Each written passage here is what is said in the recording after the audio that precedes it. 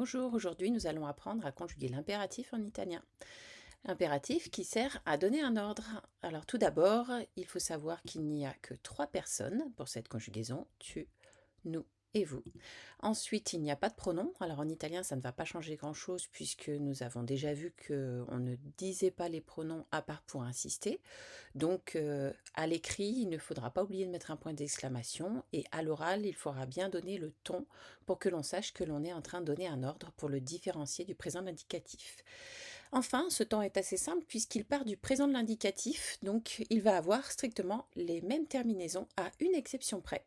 Avec les verbes du premier groupe, eh bien, au lieu de prendre la terminaison de tu, on va prendre la terminaison de la troisième personne du singulier. C'est exactement la même règle qu'en français. Donc il va falloir savoir conjuguer ces verbes au présent de l'indicatif pour savoir les conjuguer à l'impératif. Rappelons-nous, les verbes du premier groupe terminent en are. Donc là, moi, j'ai choisi de prendre le verbe girare, qui veut dire tourner. Donc, par exemple, si quelqu'un vous demande un itinéraire, vous pouvez lui dire, eh bien, tournez à gauche, tournez à droite. Et donc, si on se souvient bien de la conjugaison des verbes du premier groupe au présent de l'indicatif, ça fait giro, giri. Mais attention, on a dit qu'on ne prenait pas la terminaison de tu. Au premier groupe, on prend celle de il ou elle au singulier. Et donc, ça fait gira. Donc, on va écrire gira, point d'exclamation. Donc, qui va vouloir dire tourne. Et ensuite, giriamo, puisque yamo, c'est la terminaison avec nous, tournons. Girate, tournez. Voilà, c'est aussi simple que ça. Et on va faire pareil pour les autres groupes. Donc, par exemple, les verbes du deuxième groupe qui sont en ere, comme le verbe prendere. Eh bien, si on veut dire prends à gauche, prends à droite, eh bien, ça fait prendo, prendi, point d'exclamation. Prendiamo, prendete. On a récupéré uniquement les trois personnes qui nous intéressent du présent de l'indicatif et on les a transposées à l'impératif. On peut faire exactement la même chose avec un verbe du troisième groupe, donc par exemple le verbe partire, donc ça va faire par, étant donné qu'au présent indicatif ça fait parto, parti, on garde parti et on le transpose à l'impératif. Partiamo, partite. Donc voilà, c'est assez simple. Pour la deuxième forme, on fera pareil. Il y a juste une petite différence concernant la forme négative. C'est-à-dire, lorsque l'on veut dire ne tourne pas, ne tournons pas, ne tournez pas, on a vu en italien que la forme négative se faisait avec non. À lui tout seul, il signifie ne pas et il se place devant le verbe conjugué. Donc par exemple, si on veut dire je ne parle pas italien, on dira non parlo italiano. Je ne suis pas français, non sono francese. Eh bien, on va faire pareil à l'impératif, on va utiliser le non. Mais attention, il va y avoir une différence avec le français. C'est qu'avec la personne tu, pour tous les groupes, quel que soit si c'est en are, ere, ire, eh bien, on mettra non, notre négation, mais on va mettre le verbe à l'infinitif. Ce qui va donner, par exemple, non girare. On a remis le verbe à l'infinitif, on a écrit ne pas tourner, et on va le traduire par ne tourne pas. Alors si on voulait dire ne pas tourner, eh bien on dirait non girare également, ça change pas beaucoup le sens de la phrase. Par contre, pour les autres personnes, eh bien on met non devant la forme conjuguée qu'on a déjà utilisée, ce qui va donner non giriamo, non girate. Et on va faire pareil pour tous les groupes. Par exemple, pour prendere, on reprend le verbe à l'infinitif, ça va faire non prendere. Et puis pour les autres, on se contente de mettre non devant la forme conjuguée qu'on a déjà utilisée tout à l'heure. Avec le verbe partire, on fait pareil, on met non, on reprend le verbe à l'infinitif, non partire, non partiamo, non partite. Donc voilà, jusque-là, ça se calque quand même pas mal sur le français. Puisqu'on part du présent indicatif, il y a la même exception des verbes du premier groupe, il n'y a que la forme négative avec tu qui va être différente. Par contre, il va bien évidemment y avoir des verbes qui vont être irréguliers. Et les verbes qui vont être irréguliers à l'impératif vont être les mêmes qu'au présent de l'indicatif. Donc déjà, si on connaît ces verbes irréguliers au présent de l'indicatif, on saura ces verbes irréguliers à l'impératif. Il y en a quelques-uns que l'on va appeler monosyllabiques parce que, comme le nom l'indique, ils ne vont comporter qu'une seule syllabe. Et donc, on va en trouver 5. Alors, une seule syllabe uniquement avec tu. Donc, on va avoir tout d'abord le verbe aller, puisque, souvenez-vous, au présent indicatif, il fait vado pour dire je vais. Tu vas, cela se dit vai. Eh bien, on va garder ce vai, sauf que ils vont retirer le i et mettre apostrophe pour montrer que le i est tombé. Et finalement, on se rend compte qu'on a la même forme qu'en français. Donc si on veut dire va à gauche, eh bien on dira va a sinistra.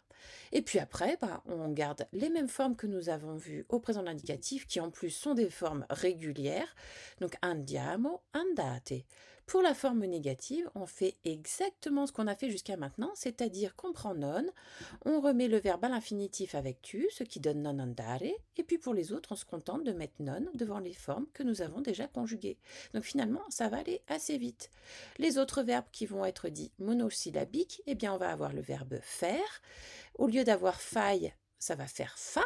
Donc fais tes devoirs, fa i tuoi compiti. Ensuite, on avait vu que ça faisait facciamo avec nous et fate avec vous. Donc là, si on sait le présent de l'indicatif, on sait l'impératif.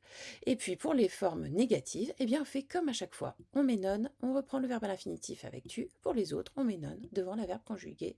Et ainsi de suite. On va avoir le verbe stare qui va être comme ça. Donc stare qui peut se traduire de différentes manières. Rester, se tenir dans le sens se tenir debout, se tenir assis, ou bien aller dans le sens aller bien ou mal. Eh bien, il va faire sta. Par exemple, si on veut dire à quelqu'un sois tranquille, reste tranquille, sta tranquillo, stiamo, state, et après, forme négative, non stare, non stiamo, non state. C'est assez répétitif, on va se rendre compte. Ensuite, on a le verbe dire. Donc, il faisait, attention, lui, il va se raccourcir davantage, puisque je dis, ça se dit dico, tu dis, cela se dit dici, et bien là, ils vont carrément retirer la dernière syllabe, et ça va se transformer en dit. Donc, si on veut dire à quelqu'un, dis la vérité, eh bien, ça fera dis la verità. Par contre, avec nous, eh bien, on garde la forme du présent de l'indicatif. Diciamo, dite, attention, puisqu'il ne se calque pas sur le nous. Forme négative, on met non, on reprend la forme à l'infinitif, non dire. Pour les autres, on reprend les formes conjuguées. Et enfin, le dernier verbe dit monosyllabique, c'est le verbe donner, dare, qui fait do, dai, on retire le i, et ça fait da. Donc donne, ton crayon, da la tua penna. Ensuite, diamo, date. Donc attention d'ailleurs, souvent il y en a qui confondent les verbes dire et donner, parce qu'ils sont assez proches. Pour la forme négative, eh bien, on met non devant le verbe à l'infinitif, non dare, non diamo et non date. Donc voilà, c'est les verbes qui sont vraiment irréguliers impératifs, parce que sur la première personne, eh bien, ils vont prendre cette apostrophe. Après, eh bien, il y aura beaucoup d'autres verbes irréguliers, puisque ce sont tous ceux qui sont déjà irréguliers au présent de l'indicatif. Donc on en croisera d'autres, mais on procédera comme on procède au présent de l'indicatif. Par contre, là où il va y avoir une différence, c'est avec les auxiliaires.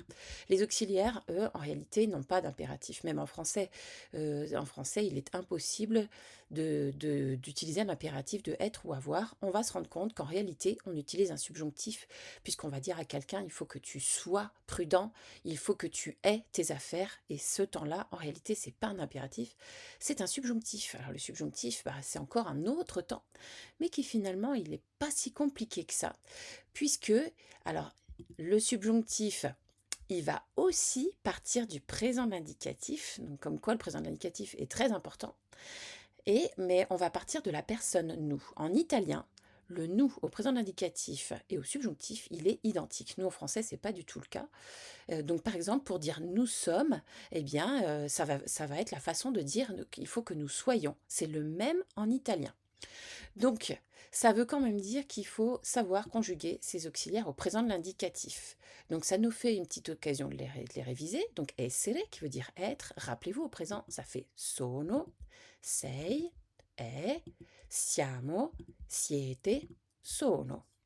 Je viens de dire que pour fabriquer le subjonctif, il fallait partir de la personne nous. Donc, on va garder ceci, mais on va retirer la fin. On va retirer amo et ils vont doubler le i pour l'impératif. Donc ça va faire si. Je sais que c'est étrange, c'est deux i, mais on a déjà vu qu'en italien, il était possible de doubler une voyelle. Donc par exemple, si tranquillo, sois tranquille, eh bien, en fait, on vient de faire un impératif de être. Ensuite, eh bien, j'ai dit qu'on avait exactement la même forme qu'au présent négatif, donc on va retrouver le siamo, qui veut dire aussi bien nous sommes que nous soyons. Et par contre, avec vous, c'est siate. Donc voilà, celle-là par contre, il faut la connaître. Et puis pour la forme négative, eh bien, on va retrouver exactement la même chose que ce qu'on a fait jusqu'à maintenant. On met non, on remet le verbe à l'infinitif. Ça va faire non essere, donc ne sois pas imprudent, eh bien on dira non essere. Et par contre, pour les autres personnes, eh bien on mettra non devant les formes que nous avons conjuguées, non siamo, non siate. On peut faire exactement la même chose avec avoir, qui se dit avere.